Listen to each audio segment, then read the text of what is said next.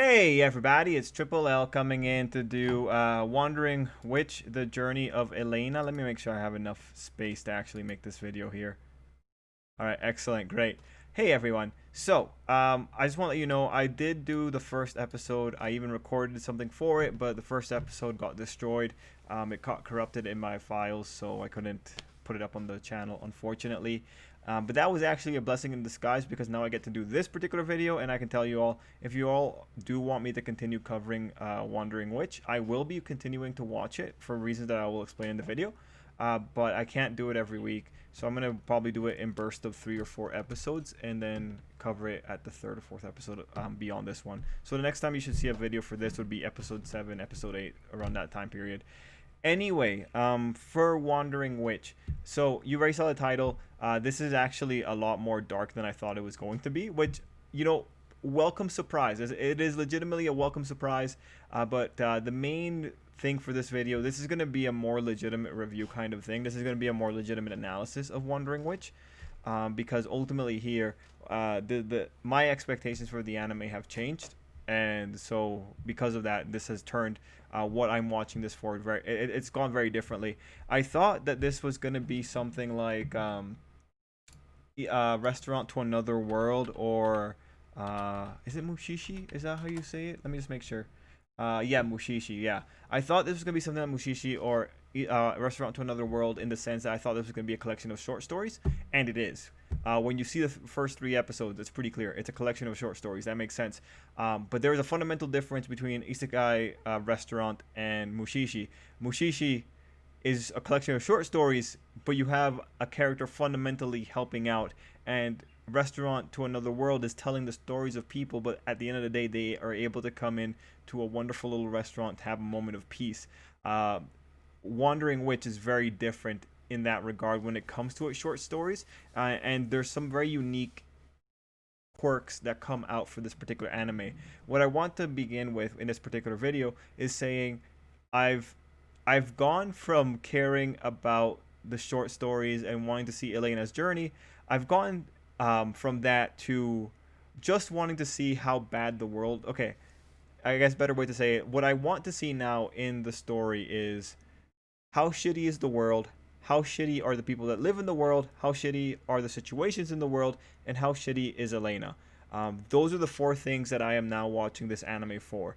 Because in the first 3 episodes, you know, I've gotten to the point that I don't care about Elena as a character anymore. She is essentially just a window at this point, because her level of input is pretty non-existent for some episodes, or pretty much episode 3. But episode 3 is 2 stories. So just to talk about that, it was legitimately interesting. In the first episode, well, every episode has given me warning flags about the cynical nature of the show. And in the first episode, my warning flags came from the way that the witches were treating Elena, because I thought, oh man, you know, that's super petty. You know, when you have the witches closing the door on Elena just because she's young, it's like, shit, this is pretty petty. Like, come on, calm yourself down. And then in the episode, there was also the really aggressive movement from Elena's parents, where they went through that entire ordeal to teach Elena a lesson. Actually, I got the air quotes wrong, but them wanting to teach Elena a lesson about setbacks. I found that to be really twisted, just with how far they had to go to make that work.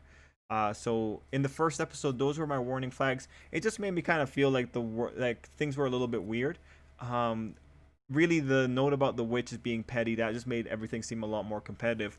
Then you go into episode 2. Episode 2 was a pretty good episode for Elena. Elena comes off more sympathetic in that particular episode, because Elena is the victim of a problem. But what was actually really concerning in that episode was how aggressively this little witch girl went to go make a friend. You know, like the one shot where you see this witch girl lying in wait as she prepares to hit Elena, and so she can take the girl's brooch. That just showed you, like, this was really maladaptive. Like, that was beyond a regular problem. That was not a normal person's problem. The other flag I got there was when the girl was saying that her little sister left her, or went home ahead of her. It just reminded me again, when we talk about the witches being pretty petty or being pretty shallow, that was another moment that went towards that. But Elena came out pretty all right in episode 2. The big concern there was just how the other witch girl from the east was doing. And for episode 2, the big note that I came out of that one feeling is that at that point is where I started to believe that the world building in Wandering Witch isn't that good, because something in episode 2 just feels kind of weird with how Elena premised the country of witches. Something in it just feels kind of weird. It feels like there's a critical detail that's missing. It feels like a set piece that isn't fully thought out. But then we go into episode 3, and episode 3 is kind of concerning. If episode 3 marks how we're going into the future, because there's already concerning elements in the first bits, right? From episode 1 and 2, I already have no faith in the witches being well-adjusted members of society, right? That's the big thing that's there. And then you go into episode 3, and the first half of the episode is covering a problem that just seems really bad that Elena didn't get involved in it. So episode 3 paints or depicts what Elena is more willing to do as we go forward here.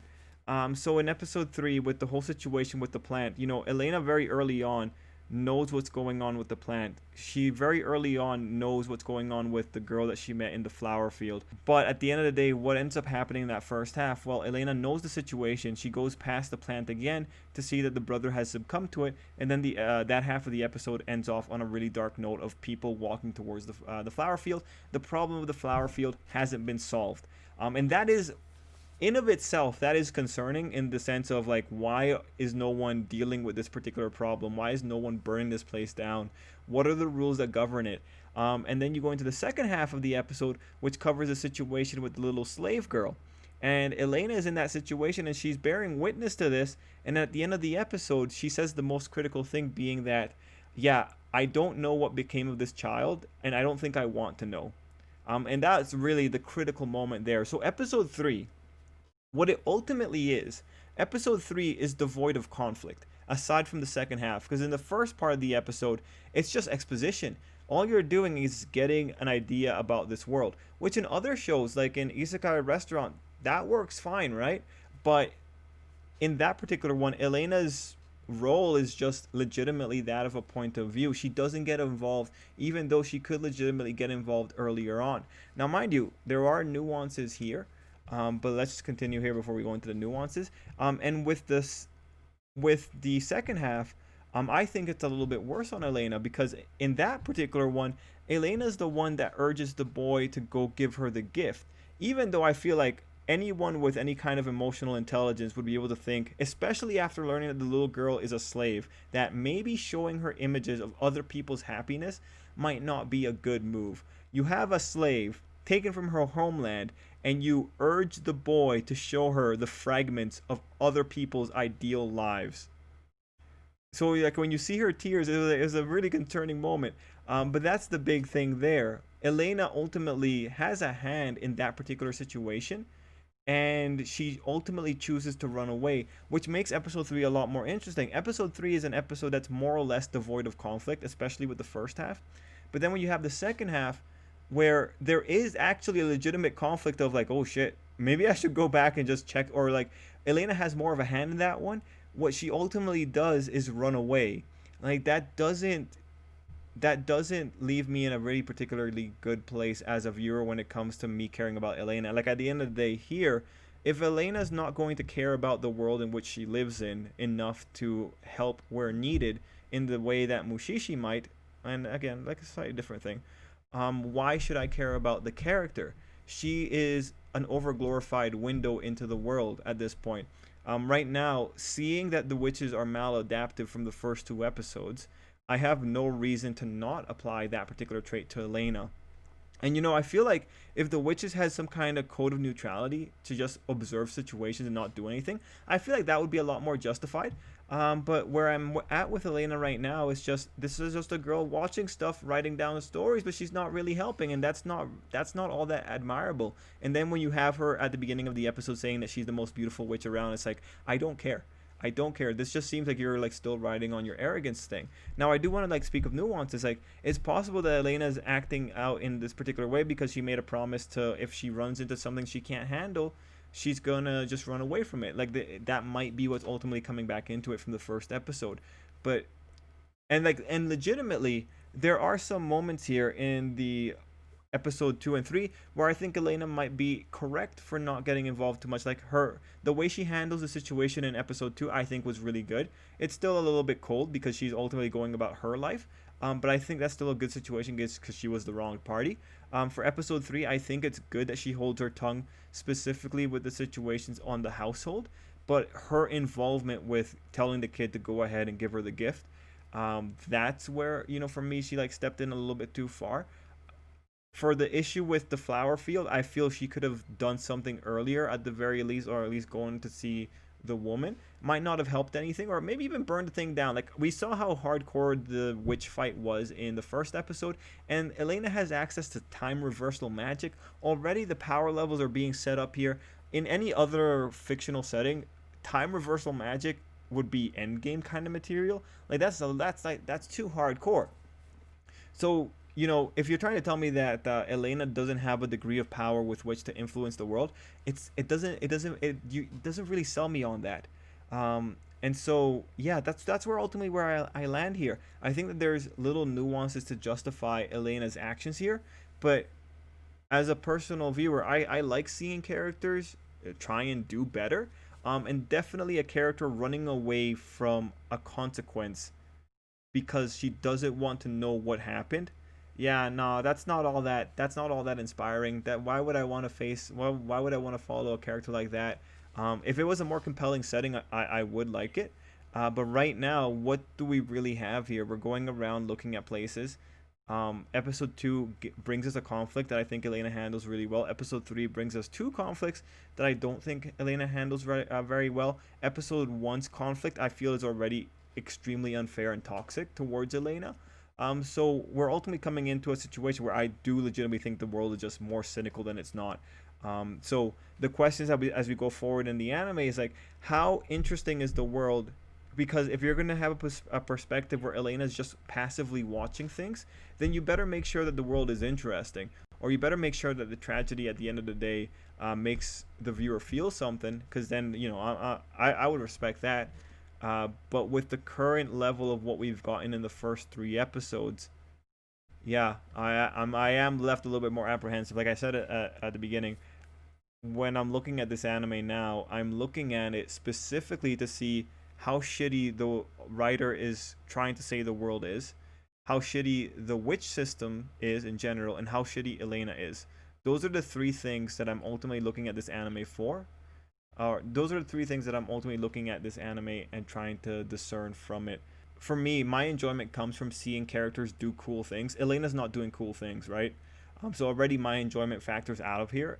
And right now, I'm at a point of legitimate curiosity. I am legitimately curious to see what the writer wants to do with the world he's created. Like, what is the ultimate message that they want to convey with the different little stories that they're packing into the anime? Or like, well, the anime is adapting novels. I want to see what are the ultimate stories being told here. In terms of writing quality, different people like different things. I don't really ever bring down an anime for having things I disagree with, because I still think this is well written. Aside from the world building I think is a little bit shaky, but I think that might be a side effect of an anime adaptation. But anyway, I think it's still nicely written, and if we go to the full season, we go to episode 12, and things are still shitty. That's consistency, right? That's like the shit level is consistent, which means that's usually an intended effect from the writer. So that's what I'm also going to be looking here. So far, I'm seeing a level of consistency here that makes sense. That's why I would still say that this is still a good piece of work. But yeah, I feel like if you're the kind of person that likes characters doing cool things, I feel like if we get more of episode 3, maybe Elena is not the best person for that. Because right now, episode 3, like, episode 2 brings her up while making the rest of the world bad in the same way that episode 1 did. But episode 3 makes me feel like Elena's Elena's like the rest of the world in some regards.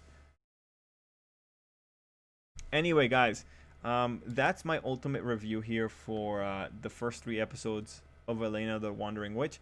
Let me know what you thought down below. And what I would ask you guys is, how do you feel? Do you enjoy this kind of format? Do you not need a character to be doing cool things? Are you okay with having a character as a POV? Do you think, if you've read the novels, do you know that Elena gets more involved later on? Do you know that, or do you know that there's more mental things going on in Elena's mindset? Like, again, there's enough factors from the first episode to take into consideration and try and extrapolate how Elena feels about situations. There's enough indication that in episode 3 to see that Elena doesn't feel good about what she's witnessing.